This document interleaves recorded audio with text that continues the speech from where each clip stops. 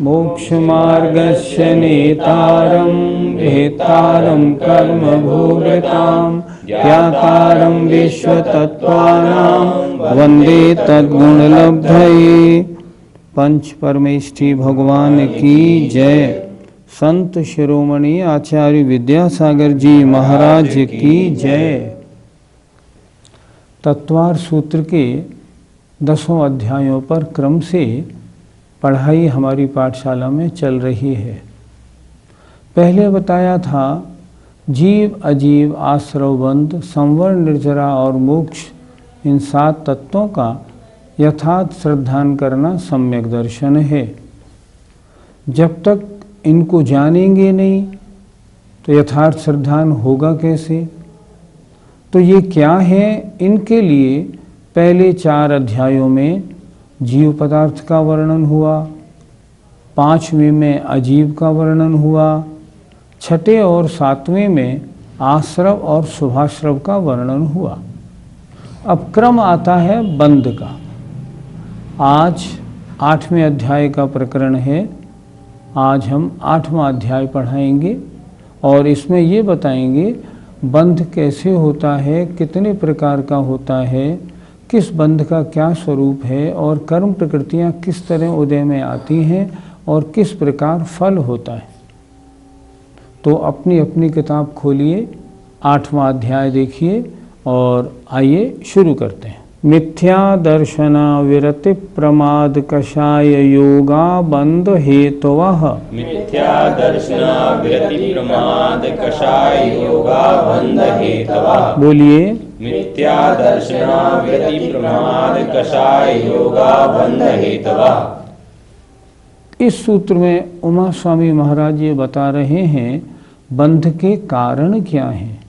बंध हेतवः, बंध के कारण क्या है, हेतु क्या है। सूत्र बड़ा सरल है, संधि विच्छेद देखें। मिथ्या दर्शन, अविरति, प्रमाद, कषाय और योग बंध हेतवः, ये बंध के कारण हैं। फिर एक बार देखें जरा। मिथ्या दर्शन, अविरति, संधि विच्छेद कर लें, प्रमाद, कषाय और योग ये बंध के कारण हैं, अर्थात इनके कारण बंध होता है। गुरुजी, मिथ्या दर्शन किसे कहते हैं और वह कितने प्रकार का होता है? मिथ्या दर्शन नामक कर्म के उदय से या मिथ्यात्व कर्म के उदय से 7 तत्वों का सही श्रद्धा न होना मिथ्या दर्शन है। शब्द देखो ना, मिथ्या माने झूठा, दर्शन माने श्रद्धा। जहाँ 7 तत्व 9 पदार्थों पर गलत श्रद्धान है उसका नाम मिथ्या दर्शन है। मिथ्यात्व नाम कर्म के उदय से जीव के ऐसे परिणाम होते हैं। इसमें क्या होता है, उसे सच्चे देव और खोटे देव इनका श्रद्धान नहीं होता। कौन से सच्चे शास्त्र हैं, कौन से सच्चे गुरु हैं, इनकी पहचान उसको नहीं होती। उसे हम कहते हैं मिथ्यात्व या मिथ्या दर्शन। मिथ्या दर्शन कितने प्रकार का है, ये 5 प्रकार का है। एकांत, विपरीत, विनय, संशय और अज्ञान। एकांत मिथ्या दर्शन, वस्तु का स्वरूप कैसा है, अनेकांतमयी है। जैसे एक वस्तु एक अपेक्षा से भिन्न है, एक अपेक्षा से अभिन्न है, एक अपेक्षा से हेय है, एक अपेक्षा से उपादेय है। उसको हेय ही मानना, उसको क्षणिक ही मानना, उसको नित्य ही मानना, इसे हम कहते हैं एकांत। अर्थात वस्तु के अनेक धर्मों में से यदि एक धर्म को ही माना जाए तो वह एकांत मिथ्यात्व है। दूसरा है विपरीत मिथ्यात्व, जैसा है नहीं वैसा मानना। विपरीत माने उल्टी श्रद्धा होना। जैसे केवली भगवान कबलाहार करते हैं, वस्त्र सहित भी मुनि होते हैं, वस्त्र सहित मोक्ष प्राप्त किया जा सकता है। विपरीत मिथ्यात्व। एकांत विपरीत विनय वैनिक मिथ्यात्व क्या होता है? सभी देवताओं को, सभी साधुओं को, सभी शास्त्रों को समान मानना, सबकी विनय करना, सबका आदर करना। सच्चा कौन है, कौन सच्चा नहीं है, क्यों सच्चा है, क्यों सच्चा नहीं है, इसका ज्ञान न हो के ऐसी जो श्रद्धा है ना, उसे कहते हैं विनय मिथ्यात्व। ऐसा व्यक्ति कैसा होता है? सारे देवी देवताओं को पूजता है, उसे यही ज्ञान नहीं कि इनको क्यों पूजना और क्यों नहीं पूजना। ये होता है विनय मिथ्यात्व। एक होता है संशय मिथ्यात्व। संशय मिथ्यात्व का मतलब भगवान के वचनों में संशय करना। शास्त्रों में लिखा है नीचे नरक हैं, ऊपर स्वर्ग हैं, हम तो देखेंगे तब मानेंगे, हम नहीं देखते तो नहीं मानते। इन्होंने लिख दिया, ऐसे कैसे मान लें? भगवान के वचनों पर श्रद्धा नहीं करना, इसे हम कहते हैं शंका करना, संशय करना। इसका नाम है संशय मिथ्यात्व। एक होता है अज्ञान मिथ्यात्व। मेरा कल्याणकारी कौन है, अकल्याणकारी कौन है, इसके जानने का प्रयास ही नहीं करना। आज विश्व में ऐसे लोगों की संख्या बहुत है जो धर्म के विषय को व्यर्थ का मानते हैं, जो परजन्म को नहीं मानते, हे उपादेय के चक्कर में नहीं पड़ते। उनसे धर्म की चर्चा करें तो वो क्या कहते हैं? क्या धर्म लगा रखा है, धर्म कुछ नहीं होता, बस यहीं परोपकार करो, अच्छा काम करो, इसी का नाम धर्म है। तो इसे कहते हैं अज्ञान मिथ्यात्व। इस प्रकार मिथ्यात्व के 5 भेद हैं। कहीं कहीं मिथ्यात्व के 2 भेद भी किए गए हैं, एक स्वभाव से होने वाला और एक उपदेश से होने वाला। इस तरह भी मिथ्यात्व के 2 भेद कहे जाते हैं। अविरति किसे कहते हैं और कितने प्रकार की होती है? अविरति, अविरति, विरति माने त्याग करना। जो त्याग रहित तो होते हैं वे होते हैं अविरति। त्याग किनका किया जाता है? 2 तरह से, अविरति और विरति। विरति माने संयम, संयम का न होना, असंयम या अविरति। संयम 2 प्रकार का होता है, एक प्राणी संयम और एक इंद्रिय संयम। अर्थात 5 इंद्रिय और मन को वश में करना, ये इंद्रिय संयम है, और 6 काय के जीवों की रक्षा करना, ये प्राणी संयम है। और संयम ना होना, इसका नाम है अविरति। और अच्छी तरह देखें, अविरति 2 प्रकार की होती है, एक प्राणी संबंधी, एक इंद्रिय संबंधी। अर्थात 6 काय के जीवों की रक्षा नहीं करना प्राणी संबंधी अविरति है, और 5 इंद्रिय मन को वश में नहीं रखना, ये इंद्रिय संबंधी अविरति है। हम लोग जब 10 लक्षण धर्म की पूजा करते हैं ना, तब क्या बोलते हैं? उत्तम संयम में काय 6 प्रतिपाल, पंचेंद्रिय मन वश करहु, संयम रतन संभाल, विषय चोर बहु फिरत हैं।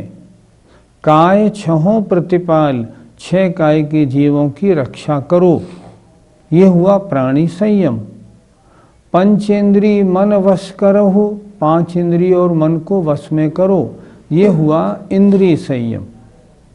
अगर ये दोनों किए जाएं तो संयम, न किए जाएं तो अविरति या असंयम कहलाते हैं। इस तरह अविरति माने 5 इंद्रिय मन को वश में नहीं रखना, 6 काय के जीवों की रक्षा नहीं करना, इसका नाम अविरति है। गुरुजी थोड़ा प्रमाद को समझाइए। प्रमाद, प्रमाद कहते हैं आत्म कल्याण के कार्यों में आदर नहीं होना। आचार्य पूज्यपाद स्वामी ने इसकी परिभाषा लिखी है, कुशलेषु अनादरः प्रमादः।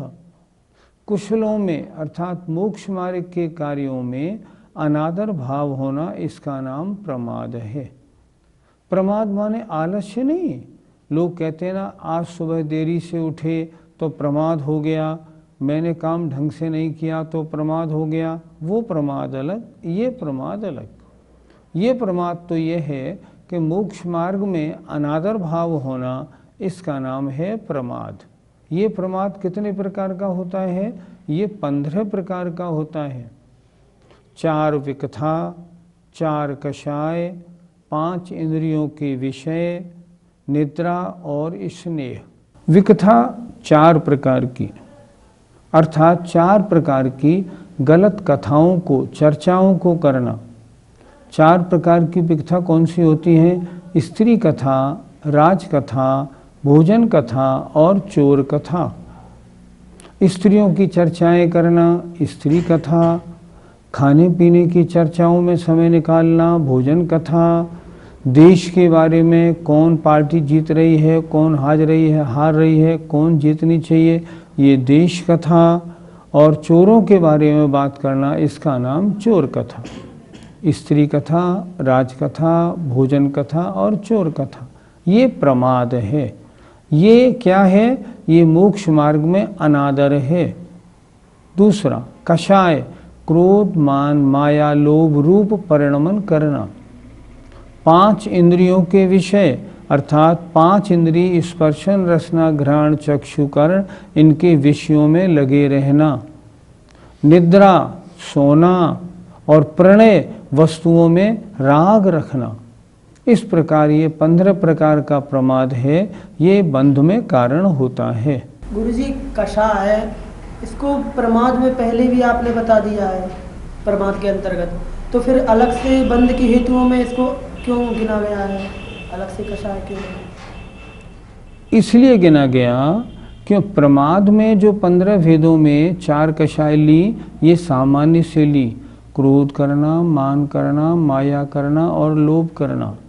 और यहाँ जो कषाय लिए हैं, यहाँ कषाय के 25 भेद किए हैं। अनंतानुबंधी क्रोध, मान, माया, लोभ। अप्रत्याख्यानावरण क्रोध, मान, माया, लोभ। प्रत्याख्यानावरण क्रोध, मान, माया, लोभ और संजलन क्रोध, मान, माया, लोभ। 16 कषाय। इसके अलावा हास्य, रति, अरति, शोक, भय, जुगुप्सा, स्त्री वेद, पुरुष वेद और नपुंसक वेद। इस तरह ये 25 जो कषायें हैं, ये भी बंध में कारण हैं। इनका वैसे तो सब सरल है, और थोड़ा देख लेते हैं।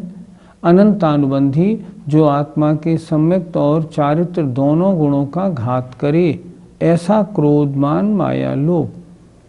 अप्रत्याख्यानावरण क्रोध, मान, माया, लोभ, जो आत्मा को देश चारित्र धारण ना करने दे, अप्रत्याख्यानावरण कषाय। प्रत्याख्यानावरण कषाय, जो आत्मा को सकल चारित्र या मुनिपद धारण ना करने दे। और संजुलन कषाय, जो यथाख्यात चारित्र अर्थात संपूर्ण चारित्र को प्रकट ना होने दे। हास्य माने जिसके उदय से हंसी आए। रति, जिसके उदय से पर वस्तु में राग भाव उत्पन्न हो। अरति, जिसके कारण जिस कषाय के उदय में पर वस्तु के प्रति द्वेष भाव उत्पन्न हो। शोक भाव, इष्ट वस्तु के वियोग होने पर दुख रूप परिणाम होना, शोक भाव। भय, डर लगने रूप परिणाम होना। जुगुप्सा माने घृणा रूप परिणाम होना। स्त्री वेद, पुरुषों में रति के भाव होना, स्त्री वेद। स्त्री से रति के भाव होना, पुरुष वेद। और दोनों से रति के भाव होना, नपुंसक वेद। इस तरह कषाय, जो आत्मा को कसे वह कषाय, और उसके भेद कितने हुए? 25। ये बंध में कारण है। पंडित जी, योग कितने प्रकार का होता है? आचार्यों ने योग के 15 भेद लिखे। 4 मनोयोग, 4 वचन योग और 7 काय योग।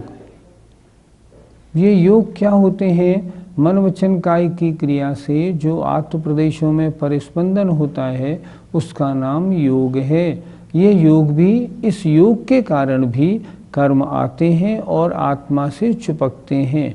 इसलिए बंध में कारण होने से योगों को बंध का कारण कहा गया है। गुरुजी, संसार के सभी जीवों के बंध के सभी कारण मतलब 5 कारण पाए जाते हैं?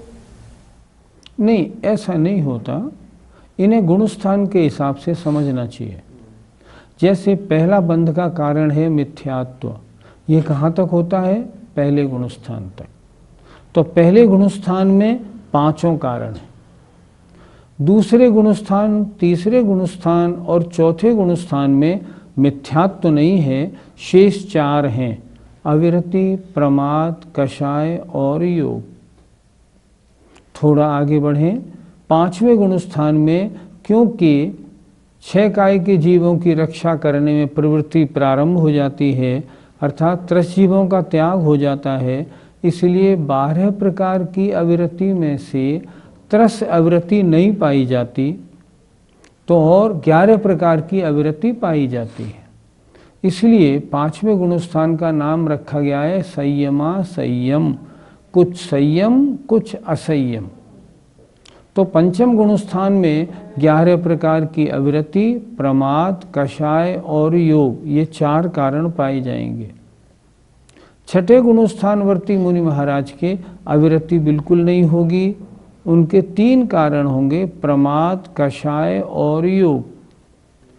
अब वे मुनि महाराज जब सप्तम गुणस्थान में होंगे तब उनके 2 कारण होंगे, मात्र कषाय और योग। और 10वें गुणस्थान के बाद 11, 12, 13वें गुणस्थान में कषाय भी नहीं होगी, वहाँ कर्म बंध का कारण होगा सिर्फ योग। इस तरह ये पांचों अलग अलग गुणस्थानों में 1, 2, 3, 4, 5 इस तरह होते हैं। और एक बात और विशेष, 14वें गुणस्थान में बंध का कोई कारण नहीं होता, मिथ्या दर्शन भी नहीं, अविरति भी नहीं, प्रमाद भी नहीं, कषाय भी नहीं और योग भी नहीं। तो 14वें गुणस्थान में कारण नहीं होते, इसीलिए वहाँ पे किसी भी कर्म का बंध होता ही नहीं है। इन 5 प्रकार के बंध के कारणों को क्या हम और किसी प्रकार से भी कह सकते हैं? क्यों नहीं कह सकते? हम ये भी कह सकते हैं, देखो मिथ्या दर्शन ये दर्शन मोहनी है, अविरति, प्रमाद और कषाय ये चारित्र मोहनी है, और योग योग है। हम ये भी कह सकते हैं बंध के कारण क्या है? कषाय नहीं, मोहनी और योग। मोह और योग ये बंध के कारण हैं। पहले गुणस्थान में दर्शन मोहनी है, अन्य गुणस्थानों में चारित्र मोहनी है ऊपर तक, इसलिए हम ये भी कह सकते हैं मोह और योग ये बंध के कारण हैं। योग 15 प्रकार का होता है, 4 प्रकार का मनोयोग, 4 प्रकार वचन योग और 7 प्रकार काय योग। जैसे मनोयोग में सत्य मनोयोग, असत्य मनोयोग, उभय मनोयोग और अनुभय मनोयोग। वचन योग 4 प्रकार का, सत्य वचन योग, असत्य वचन योग, उभय वचन योग, अनुभय वचन योग। काय योग 7 प्रकार का, औदारिक, औदारिक मिश्र काय योग, वैक्रियक काय योग, वैक्रियक मिश्र काय योग, आहारक काय योग, आहारक मिश्र काय योग और कार्मण काय योग। ये जो 15 भेद हैं, ये 15 भेद किसके हैं कि इन मनवचन काय की क्रिया के कारण जो आत्म प्रदेशों में परिस्पंदन हुआ है उसका नाम योग है। 6ठे अध्याय में हमने सूत्र पढ़ा ही था, काय वांग मनः कर्म योगः स आश्रवः। मनवचन काय की क्रिया से आत्म प्रदेशों में जो परिस्पंद होता है उसका नाम योग है, और ये योग 13वें गुणस्थान तक पाया जाता है, 14वें गुणस्थान में नहीं पाया जाता। इस प्रकार ये सब मिलाकर 57 ये आश्रव कह लो या बंध कह लो, इनके भेद हैं। बंध का कारण क्या है? आश्रव। आश्रव कर्म आने के द्वार को आश्रव कहते हैं, और बंध में वो आश्रव ही कारण है। बंध 2 प्रकार का होता है, एक द्रव्य बंध और एक भाव बंध। द्रव्य बंध माने कर्मों का आत्म प्रदेशों के साथ बंध जाना, ये द्रव्य बंध। और आत्मा के जिन परिणामों के कारण ये द्रव्य बंध होता है वे आत्मा के परिणाम भाव बंध। इस पहला सूत्र जो हमने अभी किया इसमें किसकी चर्चा हुई? भाव बंध की। अर्थात आत्मा के मिथ्या दर्शन, अवृत्ति, प्रमाद, कषाय और योग रूप परिणाम ये बंध के कारण हैं। बंध के कारण है मतलब इनसे आत्मा का और कर्म का बंध होता है। तो इसमें चर्चा हुई भाव बंध की। अब आइए आगे चर्चा करते हैं द्रव्य बंध की।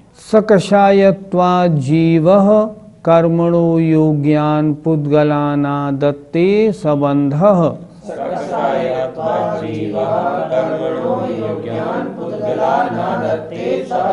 फिर बोलिए।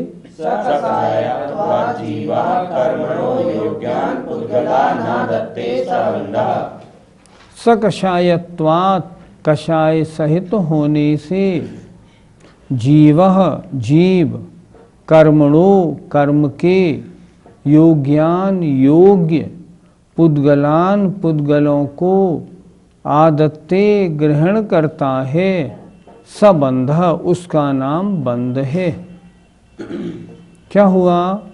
पहले हमने बताया था आत्म प्रदेशों पर अनंतानंत विस्र सोपचय विराजमान है। विस्र सोपचय माने आगे आगामी समयों में आत्मा के साथ बंधने वाली कार्मण वर्गणाएं वो पहले से बैठी हुई हैं। जब भी आत्मा में कषाय अर्थात राग द्वेष उत्पन्न होता है तो वही बैठी हुई वर्गणाएं आत्मा के साथ संबंध को प्राप्त हो जाती हैं, आत्मा में एक हो जाती हैं। वो परिभाषा यहाँ आचार्य ने स्वयं लिखी। सकषायत्वात् कषाय सहित होने से, जीवः माने ये जीव माने ये आत्मा, कर्मणो योग्यान कर्मों के योग्य, पुद्गलान पुद्गलों को जो ग्रहण करता है वह ग्रहण करना द्रव्य बंध है। फिर देखें एक बार। सकषायत्वात् कषाय सहित होने से, जीवः माने आत्मा, सकषायत्वात् जीवः कर्मणो योग्यान अपने कर्मों के योग्य, पुद्गलान आदत्ते पुद्गलों को आदत्ते माने ग्रहण करता है, उसका नाम बंध है। पहले सूत्र में चर्चा हुई थी भावबंध की, इस सूत्र में चर्चा हो रही है द्रव्य बंध की। ये इन दोनों में अंतर है। सूत्र नंबर 2 में ये बताया गया है कि ये आत्मा कर्मों को ग्रहण कैसे करता है। तब उन्होंने लिखा सकषायत्वात् कषाय सहित होने से यह आत्मा, सकषायत्वात् जीवः कर्मणो योग्यान अपने कर्मों के योग्य, पुद्गलान आदत्ते पुद्गलों को ग्रहण करता है, उसका नाम बंध है। अर्थात इसे बंध कहते हैं। आत्मा का और कर्मों का बंध किस प्रकार का होता है? बंध 3 प्रकार का कहा गया है। एक संयोग संबंध, एक संश्लेष संबंध और एक तादात्म्य संबंध। संयोग संबंध जैसे मान लो, बंध का मतलब जैसे आपने इसमें बटन लगा दिया, ये संयोग संबंध, बटन को ऊपर से लिया और जोड़ दिया, संयोग संबंध। संश्लेष संबंध जहाँ 2 वस्तुओं में एक क्षेत्रावगाह संबंध हो, एक में एक समा जाए, उसे हम कहते हैं संश्लेष संबंध। आत्मा का और कर्मों का बंध कैसा होता है? संश्लेष संबंध। आत्मा के हर प्रदेश और कर्म इन दोनों का एक में एक पना हो जाता है। और एक होता है तादात्म्य संबंध, जो गुण और गुणी का होता है। आत्मा में ज्ञान दर्शन पाया जाता है तो आत्मा का और ज्ञान दर्शन का तादात्म्य संबंध है। आत्मा है तो ज्ञान दर्शन है, ज्ञान दर्शन है तो आत्मा है। 3 प्रकार के संबंधों में कर्म का और आत्मा का संबंध कैसा है? संश्लेष संबंध है। कुछ लोग ऐसा मानते हैं जैसे गाय के गले में रस्सी बांधी, तो जैसे रस्सी का और गाय का संबंध है, इसी तरह कर्म और आत्मा का संबंध है। वो कैसे कहते हैं? कर्म में कर्म है, आत्मा में आत्मा है, दोनों अलग अलग हैं। चिट्ठी पे आपने एक टेप लगा दिया या चिट्ठी के ऊपर टिकट लगा दिया। तो चिट्ठी का और टिकट का जो संबंध है ये आत्मा और कर्म का संबंध नहीं है। कर्म और आत्मा का एक में एक हो जाना, जैसे दूध में पानी मिला दिया। अब आपने सुई की नोक पे एक बूंद दूध उठाया, उसमें दूध भी है और पानी भी है। इसी तरह आत्मा और कर्म का संबंध है। पंडित जी, कर्म और आत्मा का यह संबंध कब से है? कर्म और आत्मा का यह संबंध अनादि से है। जब से आत्मा है हम संसारी जीवों की, तब से कर्म सहित है। आज भी कर्म सहित है और हमेशा से कर्म सहित है। कुछ लोग क्या कहते हैं, पहले आत्मा अलग थी, कर्म अलग था, बाद में ये दोनों जुड़े। नहीं, ऐसे नहीं। आत्मा में कर्म के योग्य, पहले सूत्र में क्या लिखा, आत्मा में पहले लिखा, आत्मा कर्म के योग्य पुद्गलों को ग्रहण करता है, उसका नाम बंध है। तो इन पुद्गलों को जो ग्रहण करता है, कब से ग्रहण कर रहा है? अनादि से ग्रहण कर रहा है। इसलिए ये कर्म का और आत्मा का संबंध अनादि से है। एक बार अगर आत्मा शुद्ध हो जाए तो फिर आत्मा और कर्म का संबंध कभी होगा ही नहीं, क्योंकि कर्म बंध के योग्य आत्मा के परिणाम बनेंगे ही नहीं, पर संबंध कैसे हो जाएगा? इसलिए कर्म का और आत्मा का संबंध कैसे है? अनादि से है। एक उदाहरण से समझते हैं। जैसे मान लो बादाम है, बादाम में ऊपर का छिलका, फिर बादाम में अंदर का छिलका और फिर एक अंदर का बादाम। हम आपसे पूछते हैं, अंदर के बादाम का और अंदर के छिलके का और ऊपर के छिलके का संबंध कब से है? जब से बादाम है तब से है। तीनों कब से हैं? अनादि से हैं। और जब भी बादाम पैदा होगा इसी रूप में होगा। उसी तरह आत्मा का और कर्म का संबंध ये अनादि से। अब हमारी आत्मा तो अमूर्तिक है और कर्म मूर्तिक है, तो इन दोनों का मूर्तिक और अमूर्तिक का संबंध कैसे? किसने कह दिया कि आपकी आत्मा अमूर्तिक है? देखो, संसारी जीव की आत्मा तो मूर्तिक ही है। हम ये मानते हैं कि आपकी आत्मा का स्वभाव अमूर्तिक है, पर इस समय क्या आपकी आत्मा का स्वाभाविक परिणमन है? नहीं, इस समय वैभाविक परिणमन है। आत्मा का स्वाभाविक परिणमन कब होगा? जब आत्मा सिद्ध पर्याय को प्राप्त हो जाएगी। सिद्ध पर्याय को जब प्राप्त हो जाएगी तब हो जाएगी अमूर्तिक। अभी कैसी है? अभी मूर्तिक है। बहुत से लोग ऐसे हैं वर्तमान में जो अपने आत्मा को त्रिकाल अमूर्तिक मानते हैं। नहीं, वे आगम की बात नहीं करते, वे मनमानी बात करते हैं। आगम में तो स्पष्ट लिखा है, संसारी जीवों की आत्मा मूर्तिक ही है। कौन लिख रहे हैं? धवलाकार। धवलाकार वीरसेन स्वामी लिख रहे हैं, संसारी आत्मा मूर्तिक ही है। और क्योंकि संसारी आत्मा मूर्तिक है, इसलिए मूर्तिक के साथ कर्म भी मूर्तिक हैं। उनके संबंध होने में फिर आपत्ति क्या है? कोई आपत्ति नहीं है। इसलिए मूर्तिक आत्मा के साथ इन मूर्तिक कर्मों का बंध हो जाता है। गुरु जी, सूत्र में आया है कर्म के योग्य पुद्गलों को ग्रहण करता है, तो यहाँ पर पुद्गलों का मतलब क्या है? पुद्गलों का मतलब है, पुद्गल की वर्गणाएं 23 प्रकार की होती हैं। उसमें 5 प्रकार की वर्गणाओं को हमारी आत्मा ग्रहण करती है। 5 प्रकार की आत्माओं को कैसे? एक तो शरीर के योग्य 9 कर्म वर्गणाएं। ये जो शरीर हमारा बना है ना, ये पुद्गल की 9 कर्म वर्गणाओं से या आहार वर्गणाओं से बना है। कर्म जो बनते हैं ना, वो कार्मण वर्गणाओं से बनते हैं। वे भी पौद्गलिक हैं, पुद्गल की हैं। मेरे जो शब्द आपके पास पहुंच रहे हैं ना, ये शब्द भी भाषा वर्गणा है, ये भी पुद्गल की वर्णा है। हमारा जो मन है, ये मन जो बना है ना, ये मन भी मनोवर्गणा है। मनोवर्गणा से मन बनता है, मन पौद्गलिक है। और जो तेजस शरीर है हमारा, जो इस शरीर को चमक देता है या हमारे भोजन को पचाता है, वो तेजस वर्गणाओं से बनता है। तो कर्मणो योग्यान पुद्गलान अर्थात कर्म के योग्य पुद्गलों को ग्रहण करता है। सूत्र का अर्थ क्या हुआ? जब आत्मा कषाय सहित होता है तो कर्म के योग्य पुद्गल वर्गणाएं कौन सी हैं? कार्मण वर्गणाएं।